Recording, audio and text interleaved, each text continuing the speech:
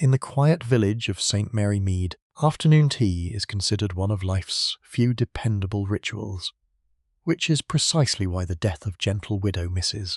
Eleanor Finch sends such a shock through the village when she collapses moments after taking a sip from her teacup during a small charity committee meeting at the vicarage. The most troubling detail. Mrs. Finch was not the intended drinker of that particular tea. The cups had been accidentally rearranged. Several women changed seats. One guest left the room. Another added sugar to a cup that may not have been hers. Miss Marple, who attended the meeting as a quiet observer, notices that nearly everyone present had something to hide, and that the poison in the teacup was only the beginning of a crime that started many years earlier, when one act of betrayal destroyed multiple lives. In a village where tea is served with smiles and secrets, Miss Marple must determine whether the poisoned cup was meant for the wrong woman, or delivered to exactly the right one. Chapter 1. The Charity Meeting. At the vicarage. The vicarage sitting room on the third Tuesday of October presented, to anyone glancing through its rain-spotted windows from the lane, the very picture of English domestic tranquillity. A fire burned in the grate with the self-satisfied steadiness of a fire that knows it is needed. 6 women sat arranged around the room, with their cups and their saucers and their opinions, and the Reverend Mr. Clement's wife, Griselda, moved between them with the practised grace of a hostess, who has learned that a charitable committee functions best when the tea is reliable and the agenda is ignored. The business of the afternoon was the Autumn Fete Fund, specifically the disputable question of whether the proceeds from the tombola should be directed toward the church roof or the village hall boiler, and the discussion was proceeding with the intensity that small disputes achieve when conducted by people who are too well-mannered to argue about anything larger. Miss Jane Marple sat in the chair nearest the window, which she had taken because it gave the best light for knitting and the best view of everyone else in the room. 2 requirements that coincided so reliably in her experience as to suggest they were fundamentally the same requirement. She was not, strictly speaking, a committee member. She had been invited as a substitute for Mrs. Boyce, who had an indisposition, and had accepted with the pleasant, unremarkable compliance of a woman who is almost always willing to sit in a room and observe what the people in it are doing. There were 6 of them, in addition to Griselda Clement and herself. Mrs. Doris Hartley, the solicitor's wife, stout, fashionable in an effortful way, and wearing an expression of amiable attention that Miss Marple found slightly too uniform to be entirely natural. Miss Constance Pride, the retired schoolmistress, who had run the village school for 31 years, and still ran every committee she joined with the same disciplined efficiency. Whether the committee welcomed this or not, Mrs. Sylvia Moss, who was treasurer of the Church Fete Fund, and who had arrived 12 minutes late with the slightly elevated colour of a person who had been hurrying, or who had recently been alarmed, or both. Colonel Rankin's wife, Edith, a tall, thin woman who said very little and watched everything with the careful attention of a woman who has been trained to manage what she observes, and Mrs. Eleanor Finch. Mrs. Eleanor Finch was 68 years old, a widow of 7 years, universally regarded as one of the most genuinely pleasant women in St. Mary Mead, which was, in Miss Marple's experience, a distinction both easier and rarer to achieve than it sounded. She was small, white-haired, and possessed of the particular quality of settled goodness that makes a person restful to be near. She had been complaining recently of fatigue.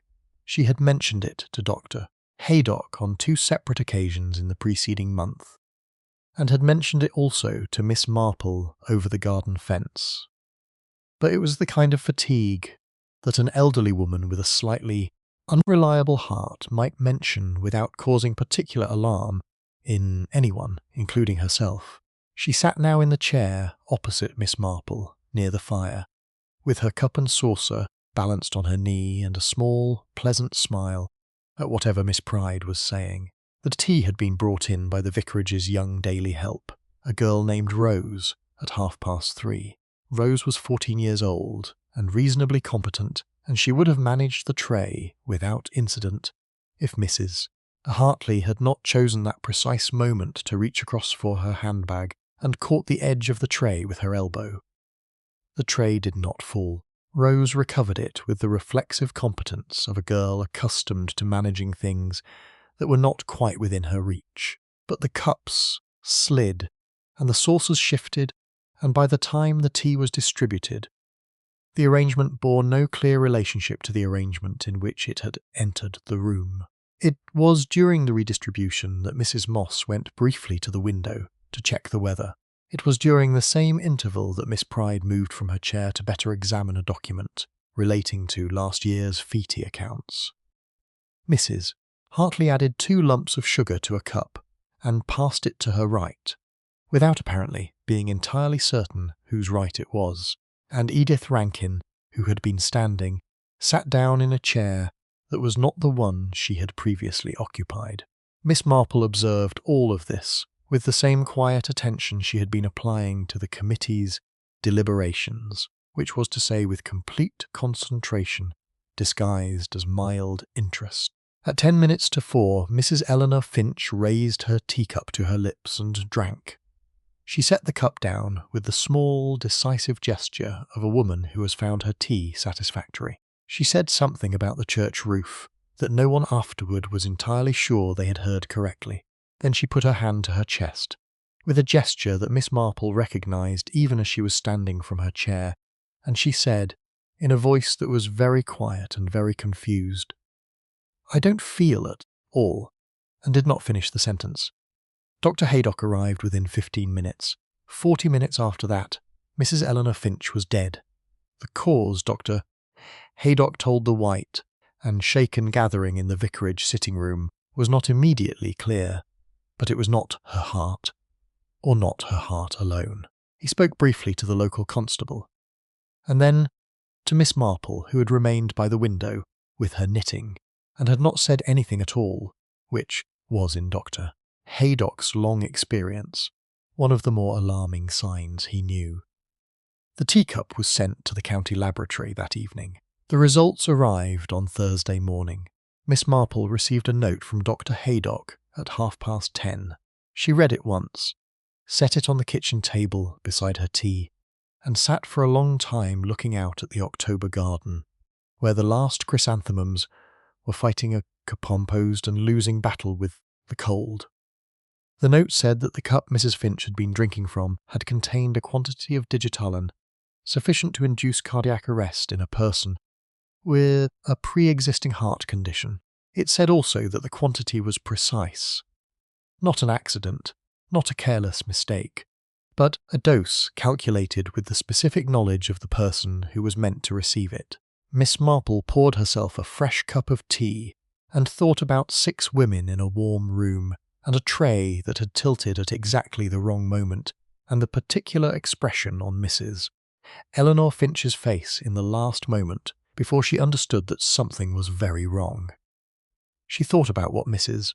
Finch had said to her over the garden fence 3 weeks ago, when she had mentioned, with the careful obliqueness of a person who is saying something important, without quite saying it directly, that she had been doing a great deal of thinking lately about old mistakes, about things that one ought, perhaps, to have spoken about much sooner, about whether it was too late to put certain things right. Miss Marple had at the time encouraged her gently to continue. Mrs. Finch had smiled and changed the subject. It was now, Miss Marple thought, regrettably too late for Mrs. Finch to put anything right herself. But it was not, she concluded, too late for someone else to do it on her behalf. Chapter 26 Women and a tilted tray Inspector Slack arrived from Much Benham on Thursday afternoon, with the combined authority of a man who has been given a case he considers straightforward, and the faint unease of a man who has dealt with Miss Marple before, and knows that straightforward is a word she treats with suspicion. He conducted his initial interviews in the vicarage sitting room, which Griselda Clement had offered, with the gracious practicality of a woman who understands that an investigation in one's home is more manageable than an investigation in one's absence, and he spoke to each of the 6 women in turn, with the brisk thoroughness of someone working efficiently through a list. Miss Marple was not on the list. She was, however, present in the corner of the room throughout each interview, having offered to make tea, and having found that the making of tea requires an interval of positioning that is very useful for a person who wishes to hear everything without being officially present.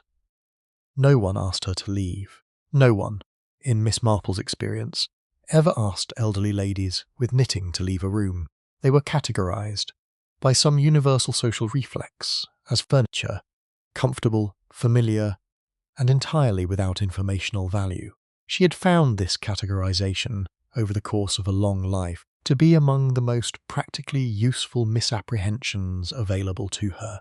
Griselda Clement gave a clear and methodical account of the tea arrangement, the tray incident, and the seating movements that had preceded Mrs. Finch's collapse.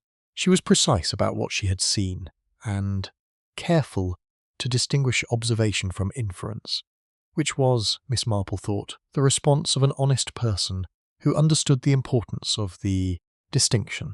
Mrs.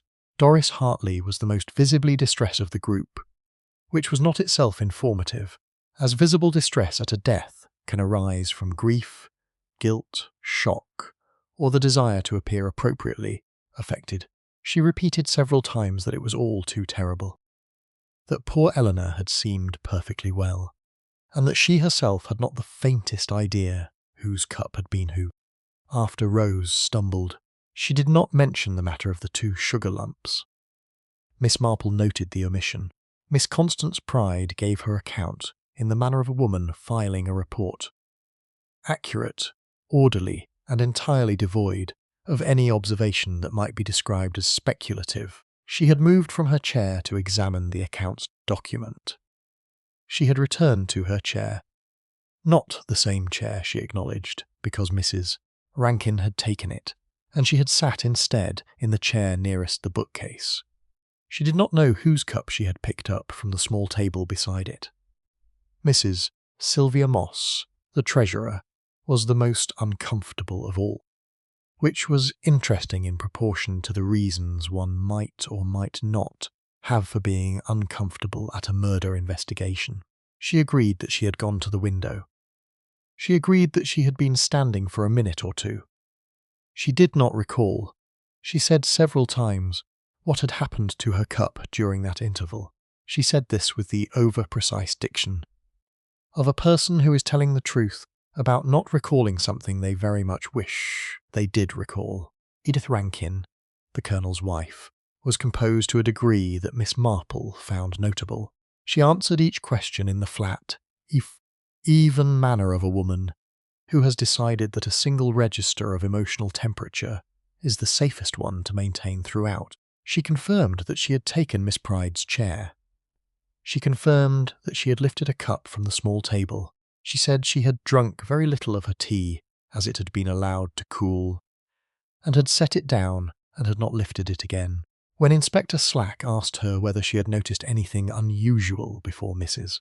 Finch collapsed, she said no, and then paused for the fraction of a second that a less attentive observer would not have registered as a pause at all, and said no again. Miss Marple filed this away with the other things she was filing. After the interviews, Miss Marple walked home along the lane in the October dusk and thought about the seating arrangements with the same focused attention she applied to garden plans, which was to say with a spatial precision that other people were sometimes surprised to find. In a woman they assumed thought primarily in social terms. She had memorized the original arrangement of cups when Rose had carried the tray in. She had memorized the rearrangements as they occurred. She could not say, with absolute certainty, which cup had been intended for whom, because the tray incident had been too quick and the redistributions too informal. But she could say, with the quiet confidence of someone who has been counting chairs since before the inspector arrived, that the cup from which Mrs. Finch had drunk had been placed, when Rose first arranged the tray, in front of the chair occupied, at that point in the afternoon, by Edith Rankin. She thought about this for a long time, sitting by her own fire that evening with her knitting in her lap and the autumn darkness gathered outside the windows. Then she thought about what Mrs. Finch had said over the garden fence about old mistakes, and then she thought about the specific way Edith Rankin had paused, for a fraction of a second, before saying no to Inspector Slack's question about whether she had noticed anything unusual, a pause that was not uncertainty. A pause that was, Miss Marple thought, the brief internal adjustment of a person choosing between two things they might say, and selecting the safer one. In the morning she would call upon Dr.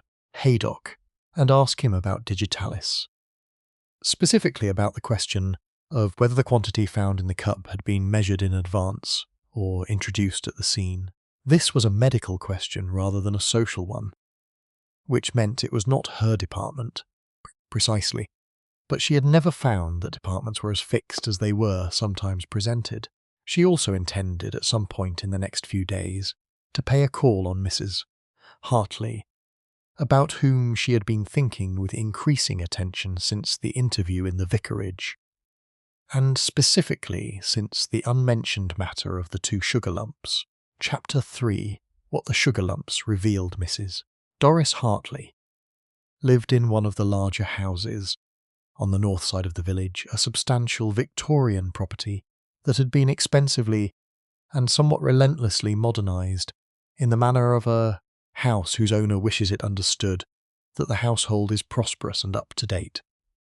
The carpets were new, the curtains were new, the furniture was good and slightly too coordinated, in the way of things chosen from the same catalogue, rather than accumulated over years of living. The overall effect was of comfort, straining slightly to present itself as ease. Miss Marple arrived at 11 o'clock on Friday morning with a pot of her gooseberry preserve, Mrs. Hartley's particular preference, as she had mentioned it twice at village functions in the preceding year, and was received with the warmth that characterises a hostess who is pleased to have a visitor, and slightly uncertain why this particular visitor has come. They sat in the new sitting room with its new chairs, and Doris Hartley poured coffee from a pot that was silver and relatively recently polished, and she talked about poor Mrs. Finch with the fluent sadness of a woman who has been talking about poor Mrs. Finch for 2 days, and has found her way to an account she is comfortable with. Such a terrible shock, she said. We were all so fond of Eleanor. She had seemed a little tired lately, it's true, but one never thinks. No, Miss Marple agreed sympathetically. One never does, though I believe she had been in rather better spirits recently, more purposeful, perhaps, than one sometimes sees in widows at that stage. She paused, with the thoughtful air of a woman half thinking aloud. She mentioned to me not long ago that she had been thinking about an old matter she had perhaps been too silent about. Mrs. Hartley's hands, which had been resting comfortably on her coffee cup, shifted very slightly. Not a large movement, the kind that is produced not by the intention to move, but by a message from the nervous system that the hands then quickly suppress. Old matters, she said with a short, pleasant laugh. Eleanor did love to think carefully about things. Very conscientious of her. She smiled, perhaps a little too conscientious sometimes. Miss Marple smiled in return and moved the conversation smoothly to the matter she had come ostensibly to discuss, which was the question of the autumn, fete and the church roof, and they talked about this for 20 minutes with great amicability. Miss Marple asked, as if reminded by the general subject of the Tuesday meeting, whether Mrs. Hartley had heard that Inspector Slack had been making further inquiries. She had heard, Mrs. Hartley said. She thought it was very thorough of him. She was sure it would turn out to be some terrible mistake about the medications. I believe he is particularly interested in the question of the cups, Miss Marple said, in the vague tone of someone reporting village gossip. the movements of the various cups before Mrs. Finch sat down with hers. "Yes," Mrs. Hartley said carefully. "I suppose he would be." "I notice you added sugar," Miss Marple said with complete pleasantness. "2 lumps, I think," into one of the cups before passing it along. A silence of approximately 2 seconds, which was long enough. "Did I? I really can't remember the details. Everything was so confused after Rose nearly dropped the tray." "Of course," Miss Marple said. "Though I thought the sugar bowl was at your elbow. I noticed it particularly because I take none, and one always notices the sugar when one has given it up. You added it before passing the cup to your right." "If you say so," Mrs. Hartley said, with a smile that was working very hard. "I add sugar to almost everything as a habit. I wouldn't have thought about whose cup it was." Miss Marple agreed that habits were very powerful things, thanked her warmly for the coffee and the conversation, and walked home in the pale October sunshine, thinking about 2 sugar lumps added with the habits of a specific hand into a specific cup, passed in a specific direction. She was also thinking about the anonymous letters that the solicitor, Mr. Hartley, had mentioned to Dr. Haydock. A confidence that had passed through the reliable indirection of village information networks to Miss Marple's knowledge the previous spring. Mr. Hartley had been receiving letters, not Mrs. Hartley, Mr. Hartley. Letters containing statements about the family's financial situation that were, by Mr. Hartley's account, wildly inaccurate and malicious. He had said he did not know who sent them. He had said this with the particular emphasis of a man who suspects he knows exactly who sends them, but cannot prove it.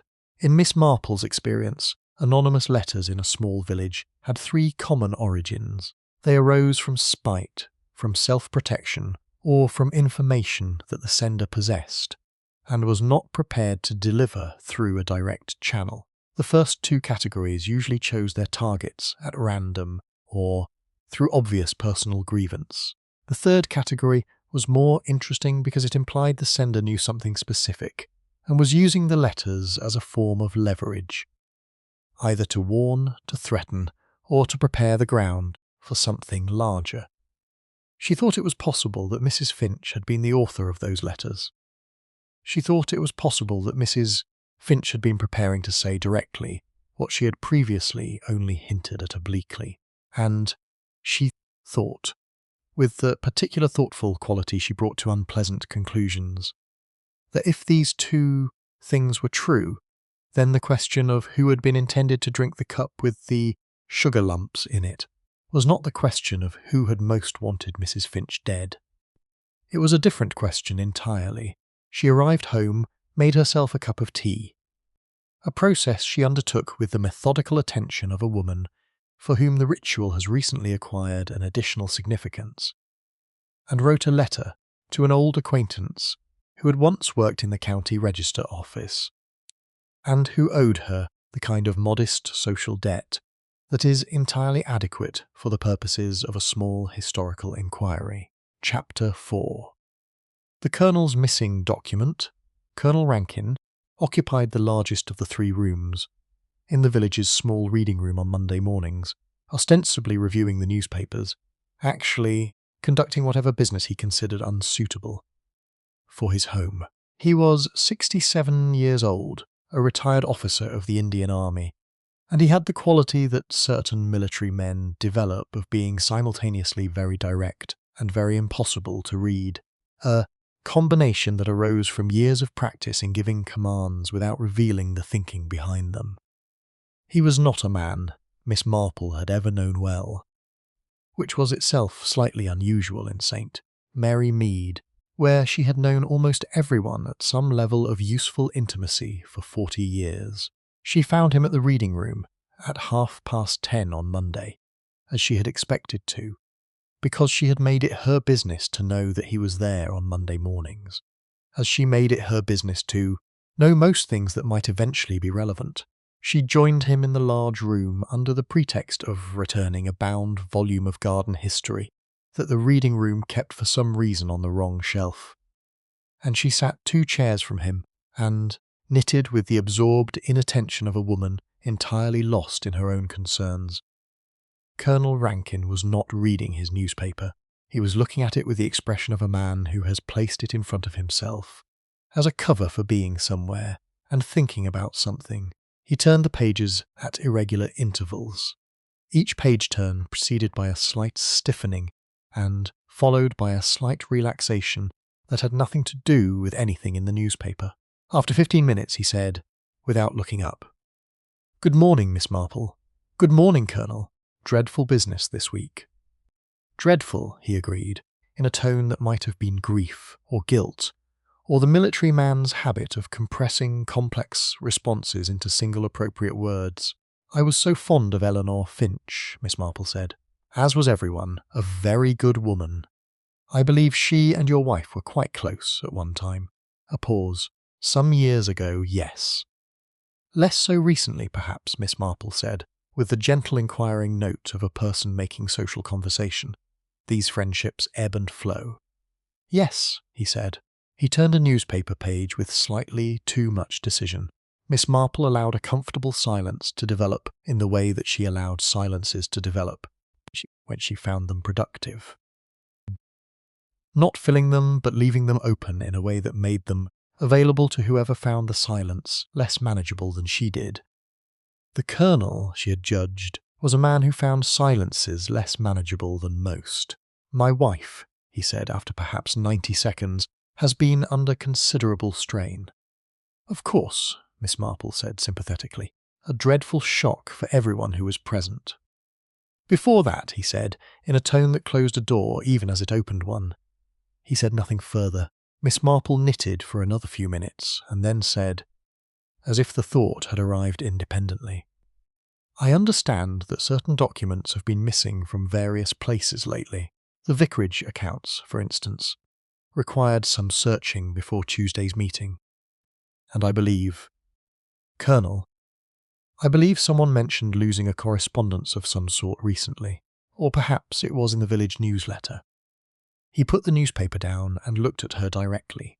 He was not, she saw, a stupid man. He was a man who had arrived, by some internal process she could not yet reconstruct, at a point where the question he could not answer was more frightening to him than the question he might be asked. "What do you know, Miss Marple?" he said. Not aggressively, with the directness of a man who has decided that the pretense has cost enough. "Very little as yet," she said honestly. "I know that your wife was in considerable distress on Tuesday, before Mrs. Finch died rather than after, which suggests the source of the distress predates the event. I know that you have been looking for something in a way that suggests it was removed rather than misplaced. I know that Mrs. Finch had told me she intended to speak about a very old mistake involving someone present that Tuesday. And I know that Edith was sitting in the chair that received the cup Mrs. Finch ultimately drank from." She held his gaze with the calm steadiness of a woman who is not making accusations, merely arranging facts. "I am not suggesting anything specific, Colonel.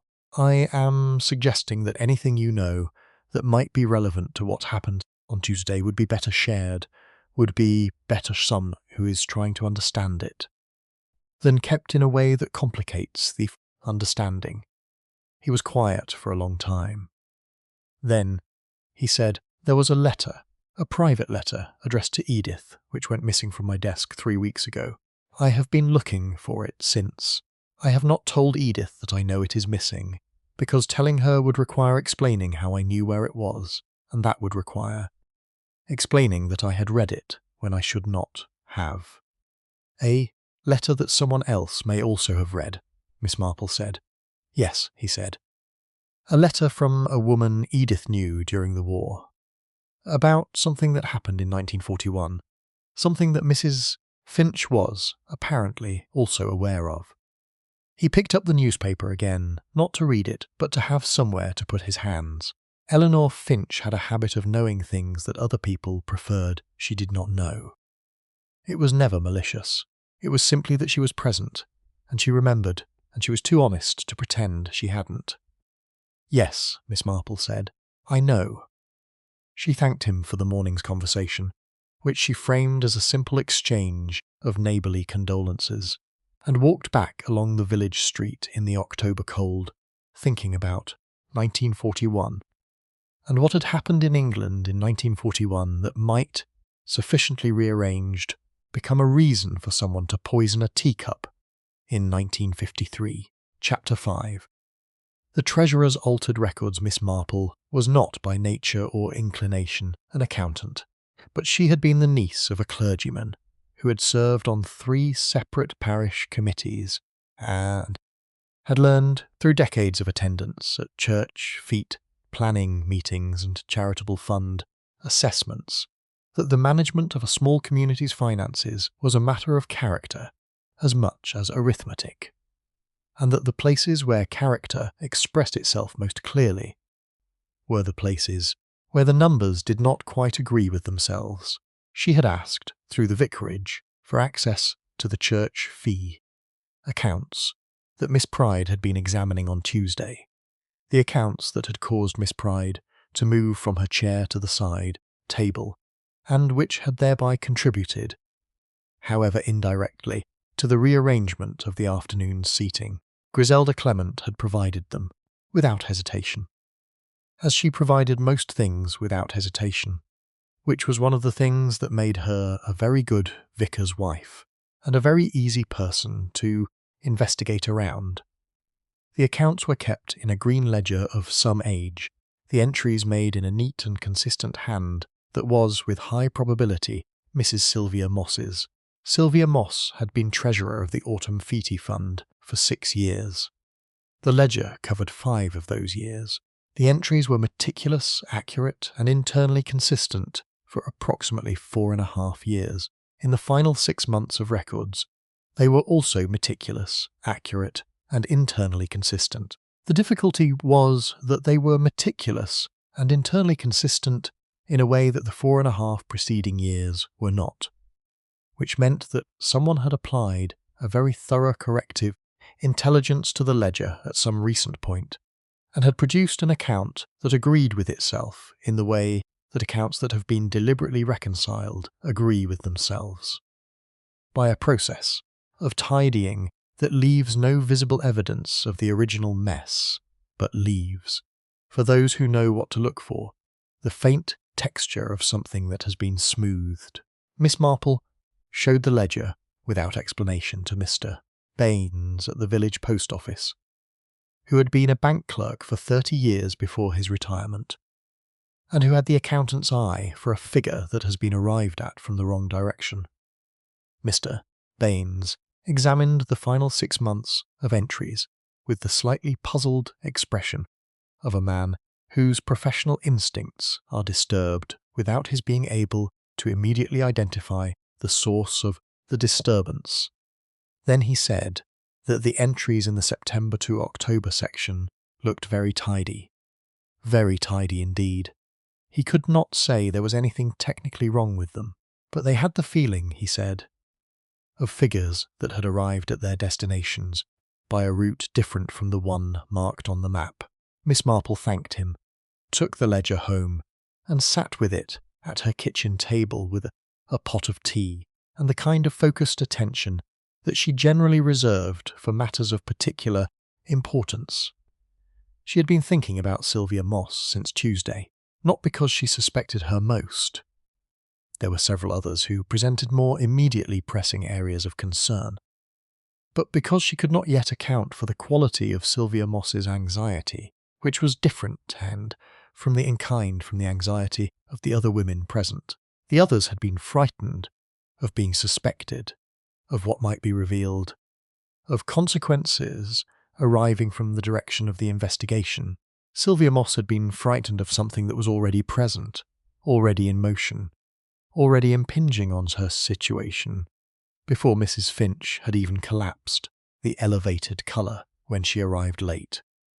The stiffness that persisted throughout the afternoon, the extreme over-precision with which she answered Inspector Slack's questions. Not the precision of honesty, but the precision of a woman who has rehearsed. She called upon Sylvia Moss on Tuesday afternoon, bringing a cutting from her garden for Sylvia's window box.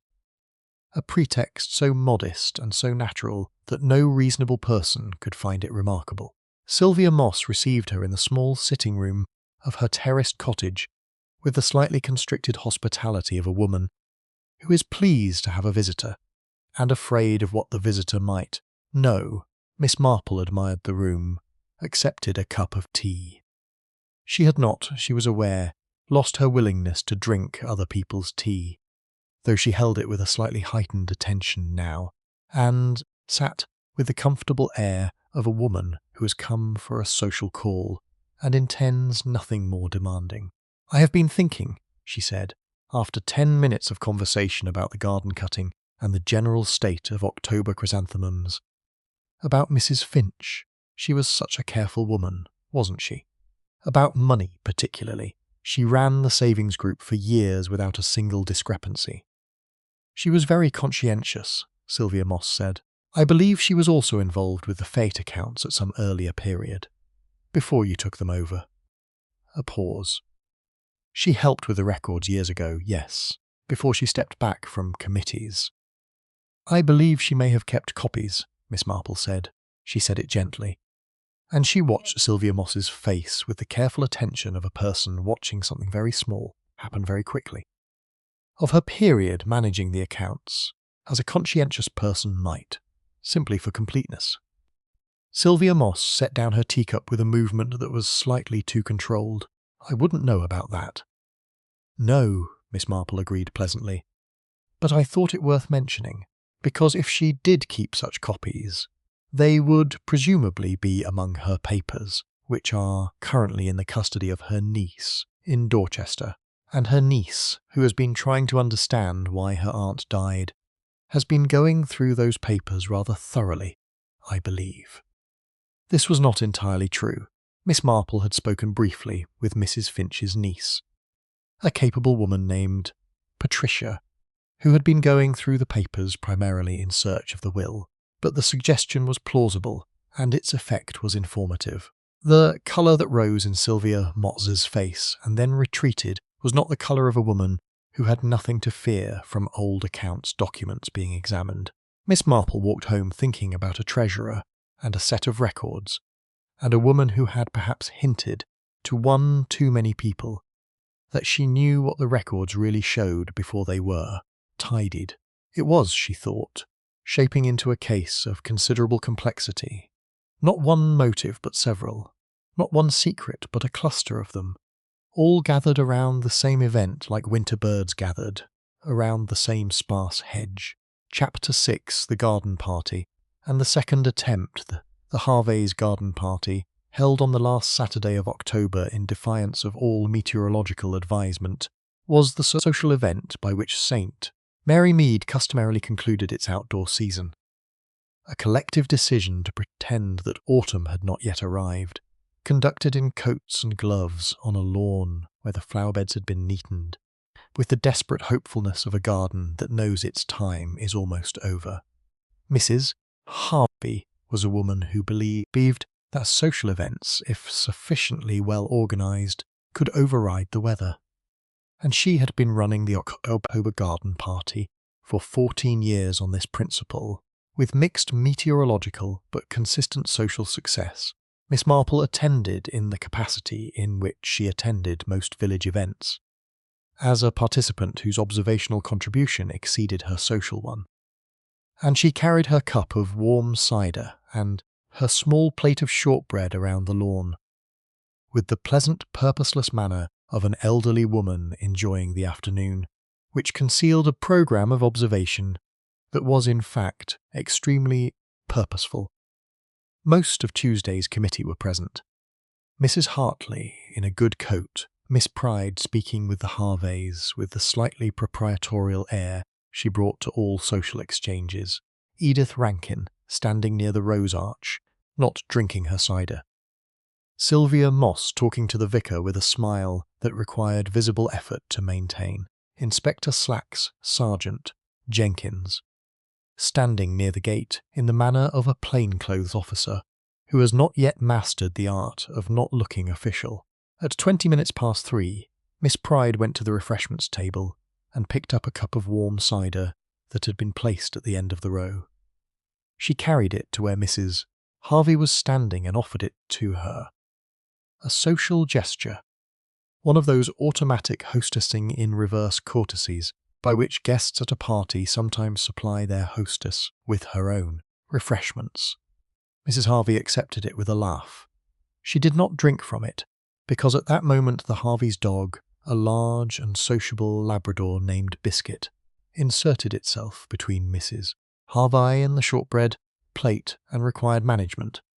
She set the cup on the garden wall. Miss Marple, who had been watching the refreshments table from a position near the rose arch, and had seen the cup placed at the end of the row, where it was likely to be the next one picked up, moved to the garden wall at a pace that she hoped looked like the wandering of an elderly woman, but which was, in fact, directed. She picked up the cup. She was not intending to drink it. She was intending to look at it. The cup smelled faintly of something that was not warm cider, and not anything she could immediately identify. She set it back down and looked around the garden with the unhurried attention of a woman admiring the borders. Dr. Haydock was present, as he was present at almost every village event. She found him beside the herbaceous bed speaking to Mr. Harvey about the Harveys' recent greenhouse, and she touched his arm and drew him aside and said, very quietly, that she thought there was something in the cup on the garden wall that ought to be examined before anyone drank it, Doctor. Haydock looked at her with the expression he reserved for her more serious communications, the expression in which professional skepticism and professional respect conducted a brief negotiation, and professional respect won. He went to the garden wall. He smelled the cup. He found Jenkins the sergeant immediately. The cup was removed for examination. The garden party continued around it, with the slightly heightened quality of normality that descends upon start on a social event when something has occurred, that most of the participants have not been told about. The laboratory confirmed on Monday morning what Dr. Haydock had already assessed. The same compound, in a similar concentration, introduced into the cider at some point between the serving and the picking up. The same hand, or the same method, and the cup placed where it was most likely to be picked up by a specific person, or by whoever happened to arrive at the table next, which, Miss Marple thought, was the most interesting detail of the second attempt, and the one that distinguished it meaningfully from the first. The first poisoning had required specific knowledge of which cup would reach a specific person. It had depended on the rearrangement being used as a cover, on the assumption that no one would be certain enough of the cup's intended recipient to challenge the result. The second attempt did not depend on specific targeting at all. The cup had been placed where the next person to the table would take it, which meant that either the killer had become less discriminate, or the target had changed, or the target had always been less specific than Miss Marple had initially concluded. She walked home in the cold October afternoon, thinking about this very carefully. She thought about who had been standing nearest the refreshments table when the cup was placed there. She thought about the position of the cup relative to the other cups, and whether the placement had been deliberate, or whether she was imposing a deliberateness on what was in fact simple proximity. She thought about the killer's method, patient, medical, precise, and whether that precision was consistent with a person who had now twice placed poison in a social setting, and twice accepted that the specific recipient could not be entirely controlled. And she arrived, as she opened her garden gate, at a conclusion that she had been approaching for several days, but had not yet been prepared to state, even to herself. The conclusion was that the killer was not selecting victims. The killer was trying to suppress a particular piece of information. And the information, not the person, was the target, which meant that anyone who possessed that information, or who might possess it, or who might be about to possess it, was equally at risk, which meant that the circle of potential victims was considerably wider than the circle of people who had been at Tuesday's committee meeting. She went inside and wrote 3 letters. She also telephoned Dr. Haydock and asked him once more to be very careful about what he ate and drank in the next several days. He asked why she was warning him. She said that she had reason to believe that Mrs. Finch had spoken to him about certain matters before her death. He confirmed that she had. Miss Marple said she thought that might be relevant, and that she would explain more fully when she was ready. Chapter 7. The Wartime Correspondence. The letter she had written to her acquaintance at the county records office produced results within 4 days. A package of photostat copies forwarded with a brief note suggesting that the records Miss Marple had requested were not, technically, in the register of publicly available documents, but that, as they related to a deceased individual and a property transaction of over 20 years prior, there was no reasonable objection to her seeing them, particularly given that she had phrased the inquiry as a matter of personal genealogical research. Miss Marple examined the documents at her kitchen table, with her reading glasses and a fresh pot of tea, and spread them out in the order that made them most narratively legible, which was not the order in which they had been filed. The property transaction in question was a small estate in the parish of Nether Throcking, adjoining the St. Mary Mead district, which had passed in 1945 from a Miss Cecily Wyndham to a Mr. Gerald Rankin, this being Colonel Rankin's father, deceased in 1949. The transaction had been, on the surface, a straightforward sale. Miss Wyndham had emigrated to Canada in early 1945. The sale had been conducted through the solicitor Mr. Hartley Sr., the present Mr. Hartley's father, retired, and the property had passed to the Rankin family at a price that the record suggested was notably below its assessed value. This was interesting but not remarkable. Properties sold in wartime and its immediate aftermath were frequently sold at reduced prices for any number of urgent and legitimate reasons. What was more interesting was the nature of the vendor. The photostat copy of the original sale certificate listed the vendor's full name as Miss Cecily Margaret Wyndham, formerly of the Nether Throcking estate, and formerly resident at an address in London. It listed her age as 31, and it was witnessed by 2 individuals, one being the solicitor's clerk, whose name was unremarkable, and the other being a Mrs. Eleanor Finch. At that date not yet Mrs. Finch, but Miss Eleanor Graves, her maiden name.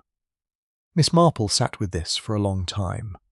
Eleanor Finch had witnessed the sale of the Wyndham estate in 1945. She had been presumably in a position of some proximity to Miss Wyndham, a friend, a neighbour, a person of sufficient trust to be asked to witness a significant legal document. She had, apparently, kept this knowledge for 8 years without speaking of it, and then, in the autumn of 1953, she had begun to mention, carefully, obliquely, to Miss Marple over the garden fence, and presumably to others, that she had been thinking about old mistakes and things that ought, perhaps, to have been addressed sooner.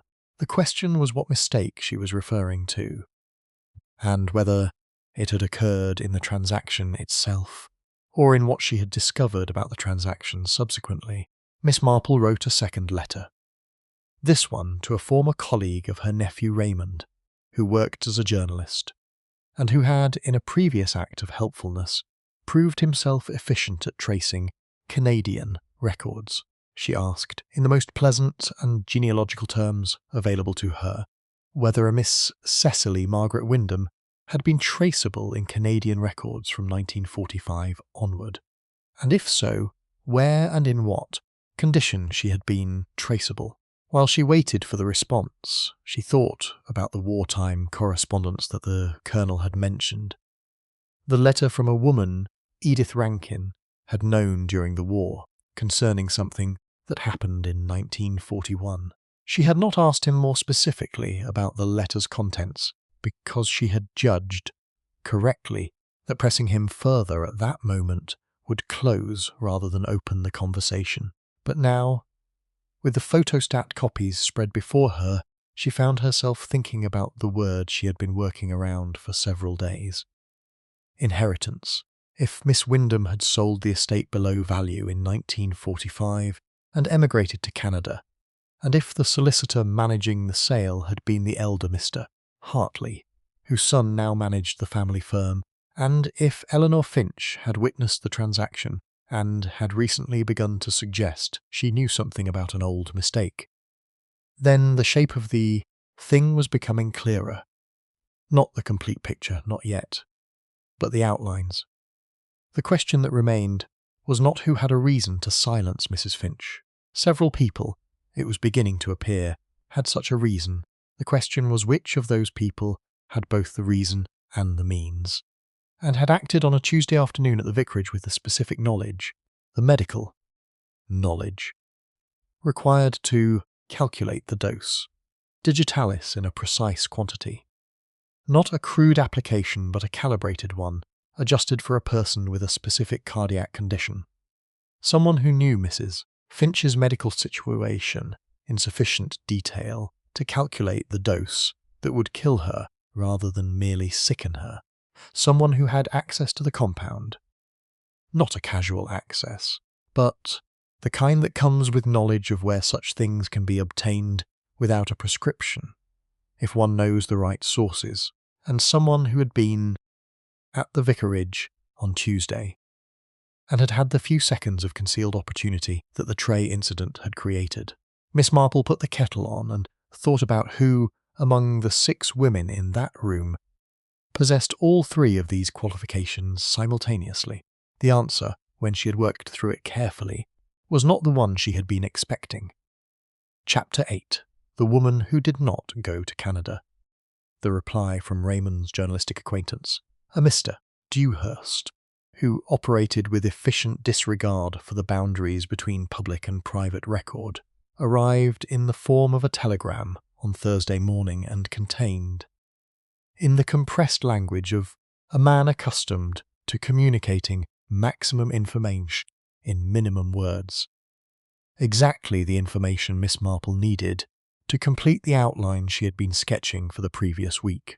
Cecily Margaret Wyndham had sailed from Southampton to Halifax in March of 1945. She had been recorded at Halifax Immigration. She had given a Canadian address in the city of Toronto.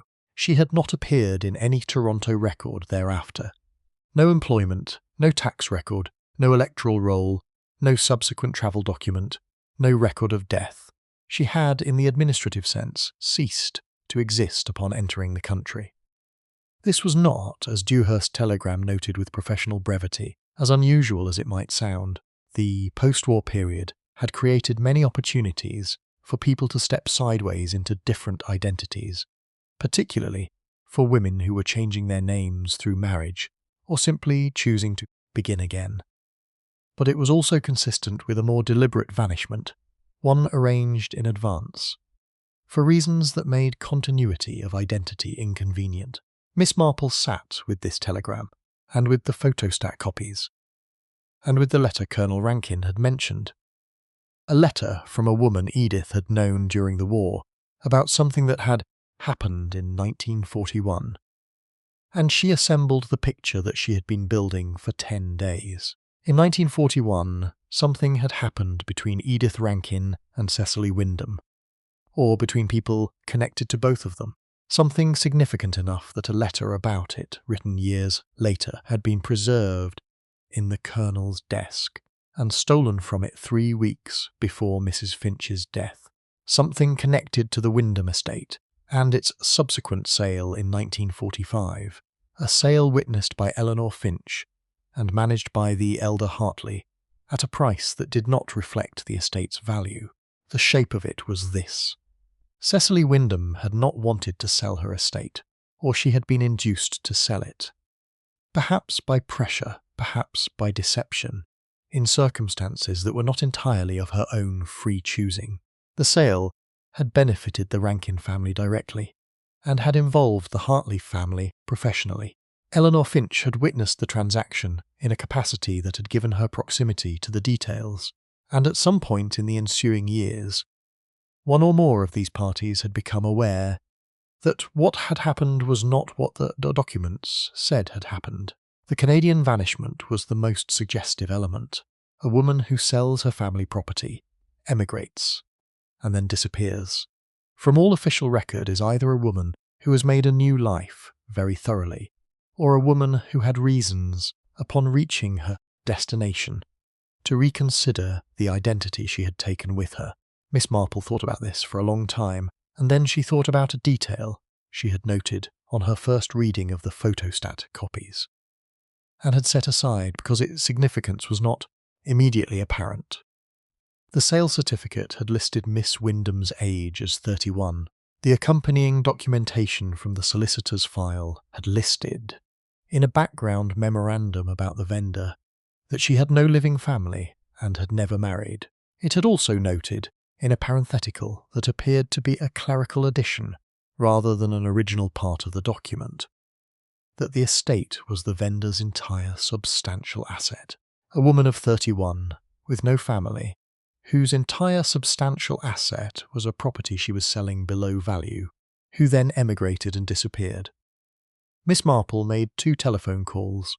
The first was to Patricia Finch, Mrs. Finch's niece, who was still in the area settling the estate, and who had, as Miss Marple had suggested might be the case, been going through her aunt's papers.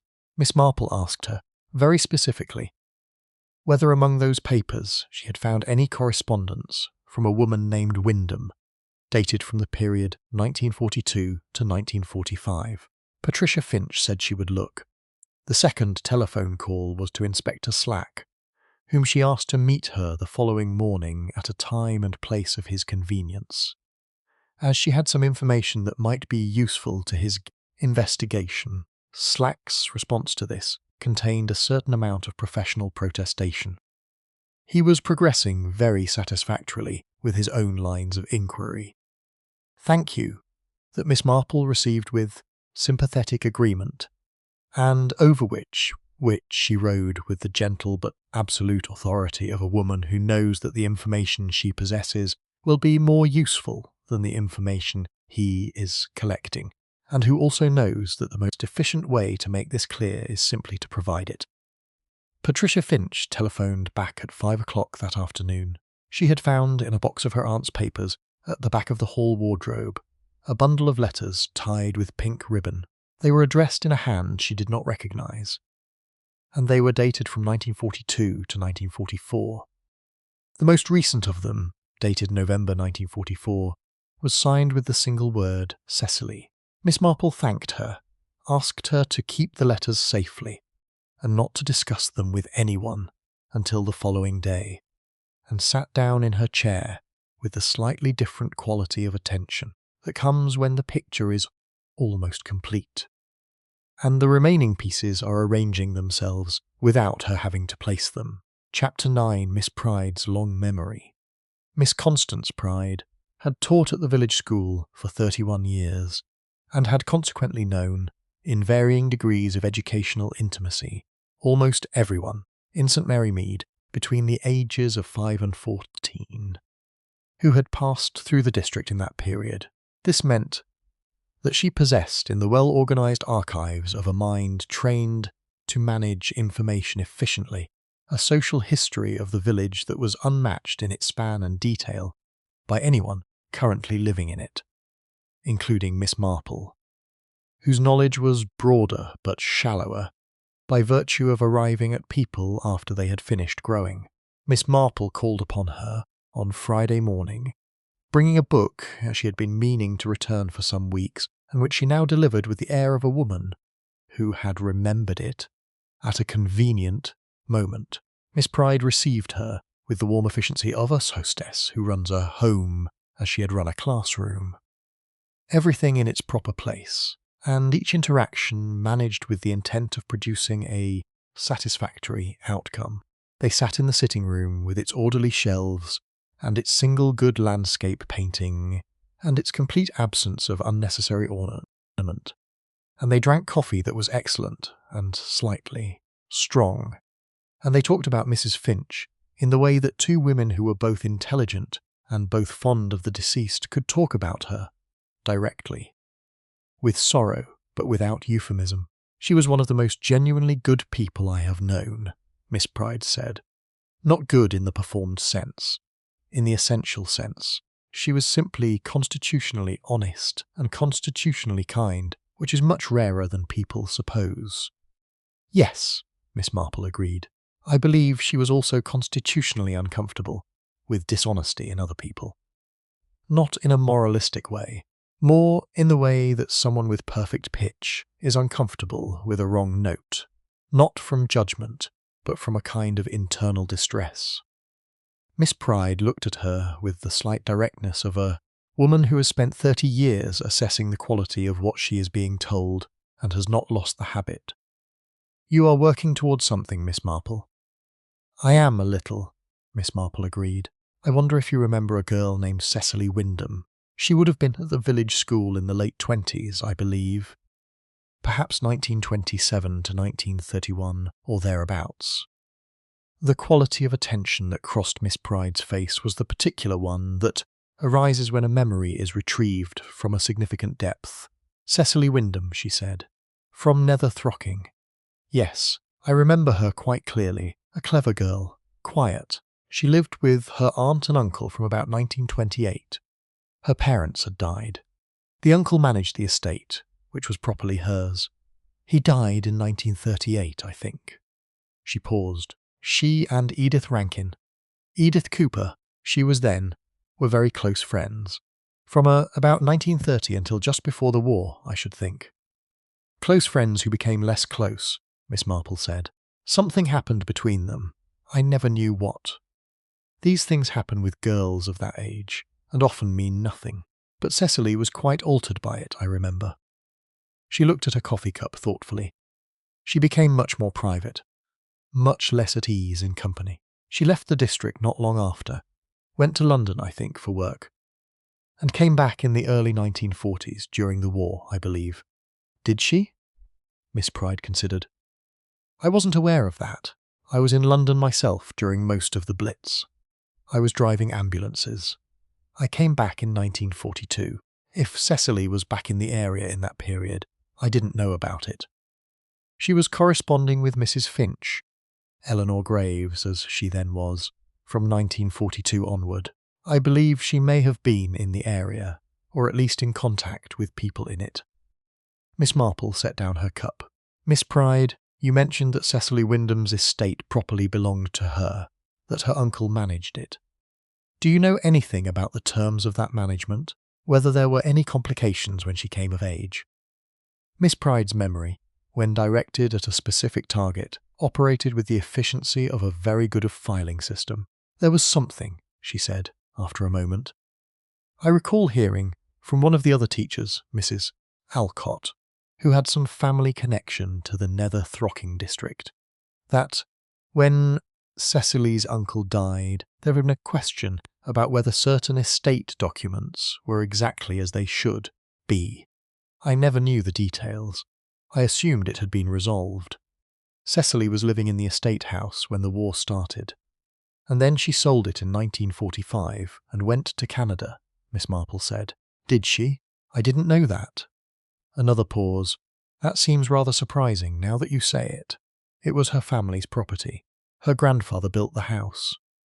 Yes, Miss Marple said. It does seem surprising, particularly given that the sale price was, according to the records, substantially below the estate's assessed value. She let this sit in the room between them for a moment. Miss Pride, who was not a woman who required long intervals to follow the implications of a statement, sat with it, and arrived where Miss Marple had intended her to arrive. And the Rankins bought it, she said. Not a question. Through the elder Mr. Hartley, Miss Marple confirmed, solicitor for both parties.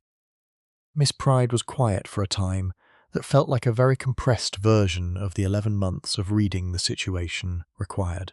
Edith Cooper became Edith Rankin in 1940, the year before Cecily started writing to Eleanor Graves. She looked at the window, and Eleanor, at the end, was talking about an old mistake she had been too silent about. Yes, said Miss Marple, she was.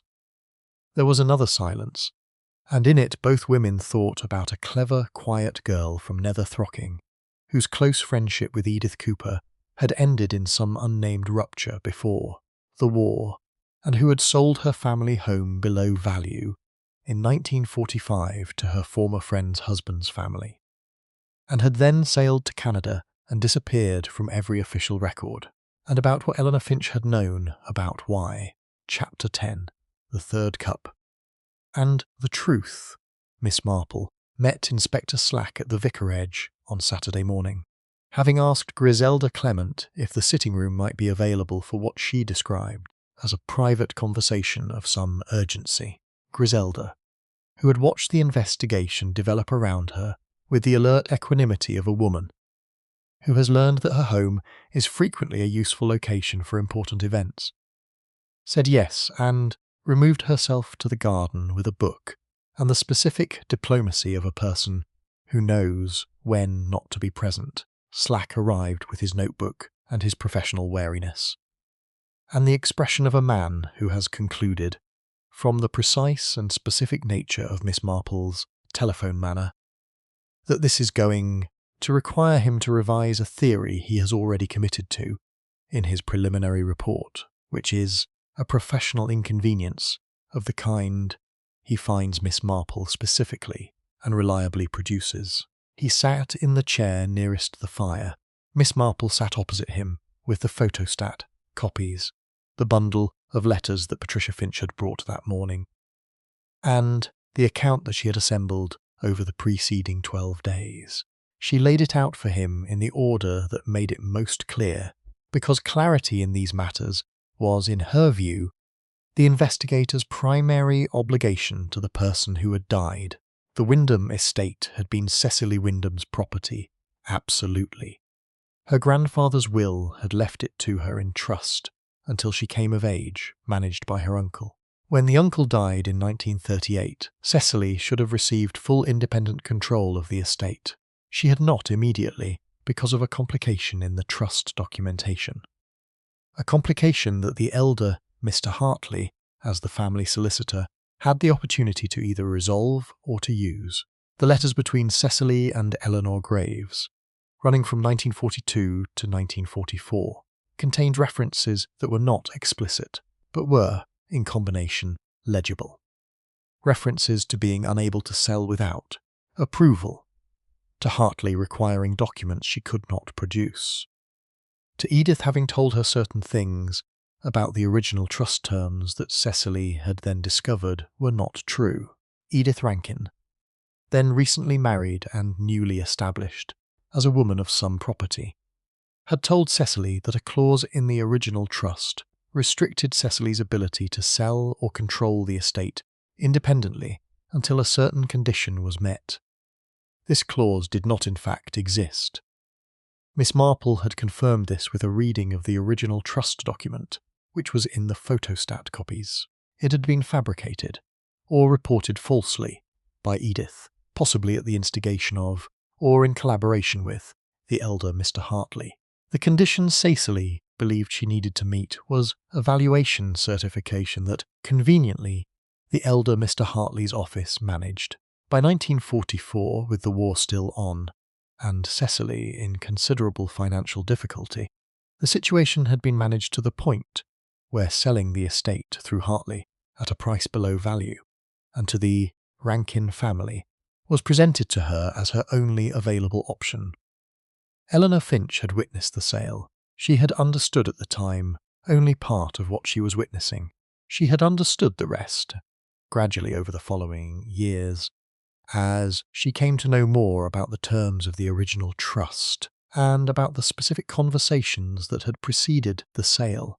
She had kept silent, partly because she had been a young woman with no legal standing in the matter, and partly because she had not been entirely certain of the whole picture. In 1953, at 68 years old and in uncertain health, she had concluded that she had been too silent for too long. She had written to Cecily Wyndham, or attempted to, and had told certain people in the village that she intended to speak about an old mistake. She had also, Miss Marple believed, told one person too many. Slack followed this account, with the concentrated attention of a man trying to maintain his skepticism in the face of material that does not accommodate it. When Miss Marple had finished, he said, "All right, so the motive is clear enough. Hartley's family, or the Rankins, or both, wanting to suppress what Finch was preparing to say. But who put the poison in the cup? And how?" Miss Marple placed the last piece of the account before him. The digitalis had been precisely dosed, calibrated for a person with Mrs. Finch's specific cardiac condition, which meant the person who administered it knew her medical history in relevant detail.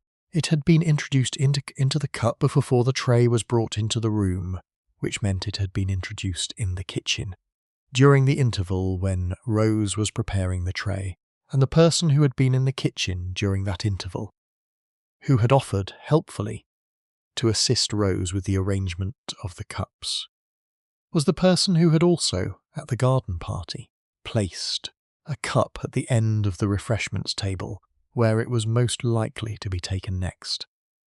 The person who had access to the kitchen, who knew Mrs. Finch's medical history, who had the specific knowledge of where and how to obtain a precise quantity of a cardiac compound without a prescription, who stood to lose most directly from the disclosure of what Eleanor Finch intended to reveal. Miss Marple stated the name with the quiet, definitive precision of a woman who is not accusing but concluding. Inspector Slack looked at the name and at the evidence she had laid before him and was quiet for a long moment. "I'll need the letters verified," he said. "Patricia Finch has the originals," Miss Marple said. "She has been keeping them safely, as I asked her to. I suggest you collect them today." Slack stood, tucked his notebook under his arm, and paused at the doorway. He had the expression of a man making a decision about whether to say something. He said it. "How did you know it was the kitchen? The tray coming in already prepared?" "Because Rose never left the room once she arrived with the tray," Miss Marple said, "and because the cup that Mrs. Finch ultimately drank from was placed, in the original tray arrangement, in the position that would naturally be nearest the door when the tray was carried in, which meant it was the cup most accessible to anyone who passed through the kitchen with a moment's privacy. I noticed where Rose had set the cups because I have a habit, at any gathering, of watching how things are arranged before they are distributed. It is simply a matter of paying attention." She paused. "Rose is entirely blameless, of course. She would have seen nothing unusual. The powder dissolves very quickly, and Rose was occupied with managing the tray." Slack thanked her with the slightly compressed warmth of a man for whom gratitude toward Miss Marple is a complicated feeling. He left. Miss Marple sat for a few more minutes in the vicarage sitting room with the fire and her tea, and thought about Eleanor Finch, and about the 38 years of silence that had preceded the 7 days in which Eleanor had finally decided to speak, and about the arithmetic of decisions made too late that characterizes so many of the cases she had found herself involved in over the course of her long life. Chapter 11, Inspector Slack applies his authority. The arrest was made on Saturday afternoon, and the village received news of it by Saturday evening, which was, for St. Mary Mead, a speed of information transmission that testified to the quality of attention the community had been paying to the case throughout. Miss Marple heard the news from Dr. Haydock, who called at 5:30, and she received it with the contained satisfaction of a woman who has reached a correct conclusion and is not surprised to find it confirmed, but who finds confirmation no less important for being unsurprising. The arrested person was Mrs. Doris Hartley, the solicitor's wife. She had been taken by Inspector Slack from her home on the north side of the village at 3 o'clock that afternoon, following a period of questioning that had begun that morning with the arrival of 2 officers and the presentation of a warrant Slack had obtained through the morning's work with Patricia Finch's letters and the photostat documents Miss Marple had provided. The questioning had lasted several hours. Mrs.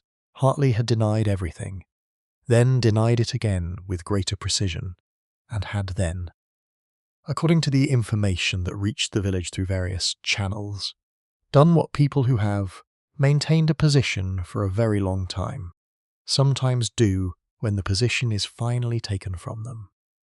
She had stopped talking altogether. The evidence against her was substantial, but not yet complete, which Slack had explained to Miss Marple in a second call on Sunday morning, with the careful language of a man who needs more to ensure a conviction and knows where to look for it. The letters confirmed the mechanism of the estate fraud. The photostat documents confirmed the Hartley family's role. The account that Mrs. Hartley had been in the kitchen during the critical interval, before the tray was brought in, was confirmed by Rose, who had been interviewed again on Saturday morning, and who remembered, upon being asked specifically, that Mrs. Hartley had offered to help with the cups, and had spent perhaps 2 minutes at the kitchen table, while Rose attended to the kettle. What Slack still needed was the source of the digitalis compound. Doris Hartley had no medical training, and no obvious access to the compound through professional channels, but Miss Marple had suggested, in her Saturday morning meeting, that a woman with the resourcefulness to plan and execute 2 poisoning attempts over a 12-day period had also likely spent some time identifying the least traceable source for the compound, and that the most productive line of inquiry was not through the official dispensing channels, but through the informal network of connections available to a woman who had been an active and socially prominent member of the village for 20 years. Slack's sergeant found the answer on Sunday evening, a retired pharmacist in the neighbouring village of Cheddarton, recently widowed, recently in financial difficulty, who had been visited by Mrs. Hartley 3 times in September, and who, when shown a photograph of her and asked whether he recognised her, confirmed with the resigned deflation of a man who has known for some time that a decision he made would eventually be examined that he did. The question of the second attempt, the garden party cup, was also clarified on Sunday. The cup had not been intended for a specific person. Mrs. Hartley had been aware, by the time of the Harvey garden party, that Miss Marple had spoken with Mrs. Hartley's husband about the anonymous letters, and that Miss Marple had been conducting inquiries in a direction that was approaching the truth.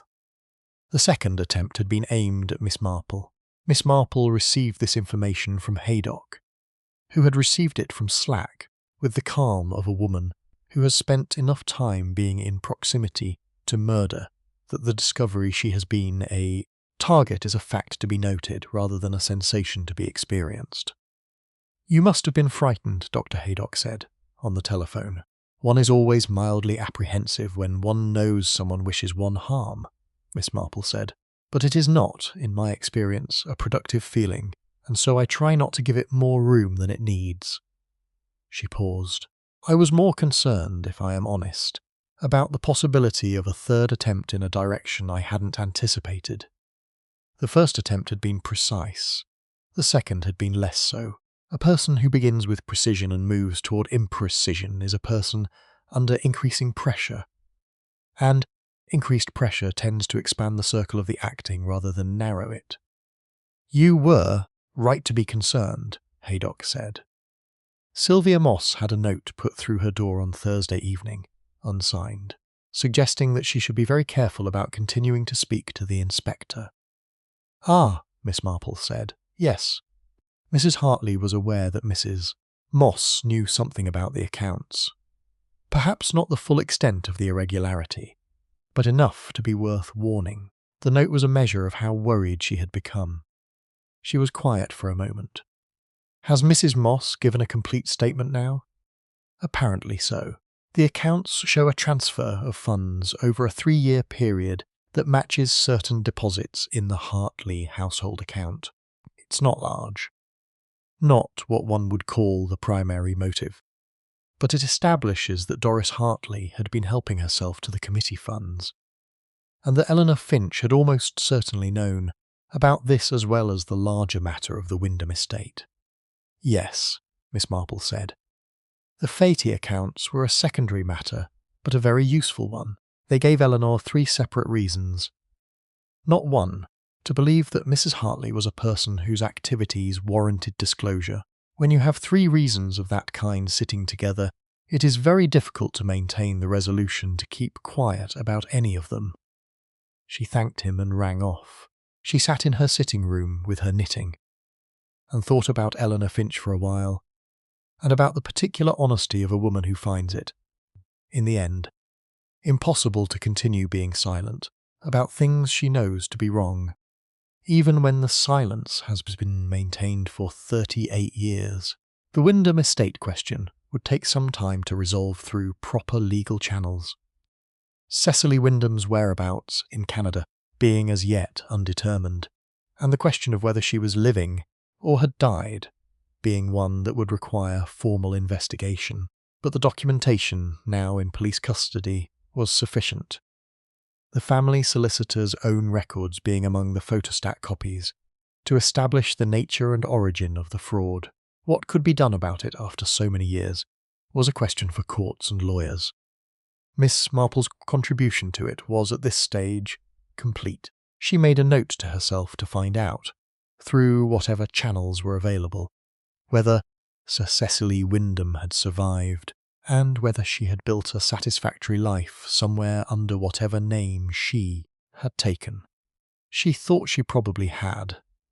The women who disappeared most completely, in her experience, were usually the women who most urgently needed to. Chapter 12. Miss Marple takes tea alone. There is a particular quality to the quiet of St. Mary Mead in late October, when the case of the autumn has been recalled, has been resolved, and the world has settled back into the ordinary rhythms of a village that has processed something significant, and is now, with the resilient practicality of a community that has been processing significant things for centuries, getting on with the business of being itself. The morning fogs were thicker now.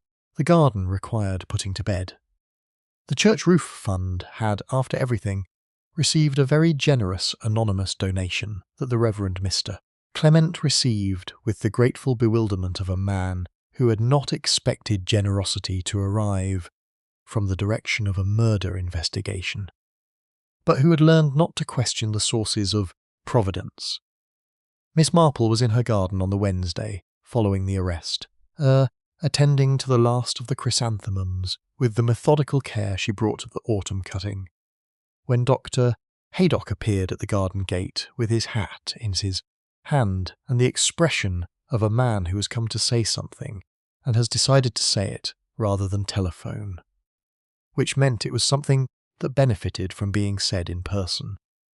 Cecily Wyndham, he said, when she had opened the gate, and he had come in and accepted the offer of tea that she had already decided to make. Yes? Jap has a contact at the Canadian Home Office. Through the yard. He followed her into the kitchen and sat in the chair beside the window, where the October light came in over the garden. She's alive, living in Toronto under the name Margaret Windell. Windell being a version of Wyndham that is close enough to have felt familiar apparently, and different enough to have served its purpose. She's 66 years old. She runs a small bookshop. He paused. Jap says she received the information about what has happened here, and about the evidence that has been gathered, through a solicitor's letter sent on Monday. He says she wrote back within 24 hours. He says the letter was 2 pages long, and that the first paragraph was quite long, and consisted entirely of a very thorough expression of relief. Miss Marple sat down opposite him and poured the tea. "I'm very glad," she said. She had known for years, apparently, or suspected. The sale had never felt right to her, but she had no money to pursue it, and she had built a life, and she had decided that the pursuit of the truth was less important than the maintenance of the peace she had finally achieved. He accepted his cup. She told the solicitor that she had been writing a letter for the past 3 years to Eleanor Finch, that she had been intending to ask whether Eleanor might be willing to speak officially about what she had witnessed. She had never sent any of the letters. She had written to Eleanor in 1944, Miss Marple said. Eleanor had been keeping those letters for 9 years. I believe Eleanor had been writing her own letters in return. Not sending them, perhaps, but writing them. It is what conscientious people do when they cannot yet act. They prepare, and they wait for the moment when preparation and action can coincide. And the moment never came, Haydock said, because someone decided that the preparation itself was too dangerous. Yes. Miss Marple held her cup in both hands, which was a thing she did when she was thinking, rather than when she was cold. I have been thinking about the mistake in this case. The fundamental one, I mean, not the legal ones or the moral ones. The fundamental mistake was Mrs. Hartley's assumption that eliminating the person who knew the truth would eliminate the truth itself, which is an error that people who are frightened make with remarkable consistency.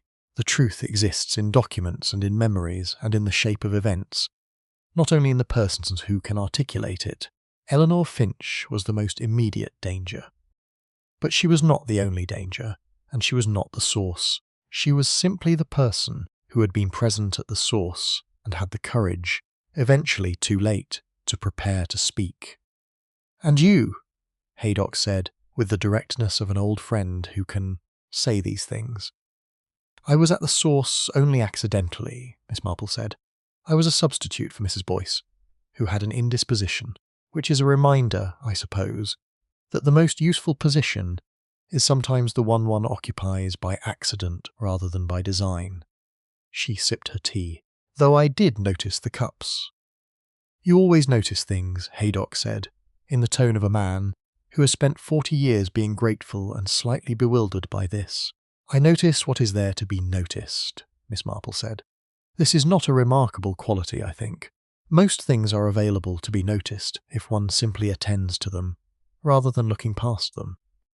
People look past things because the things are ordinary, or because the things are inconvenient." Rose nearly dropped the tray.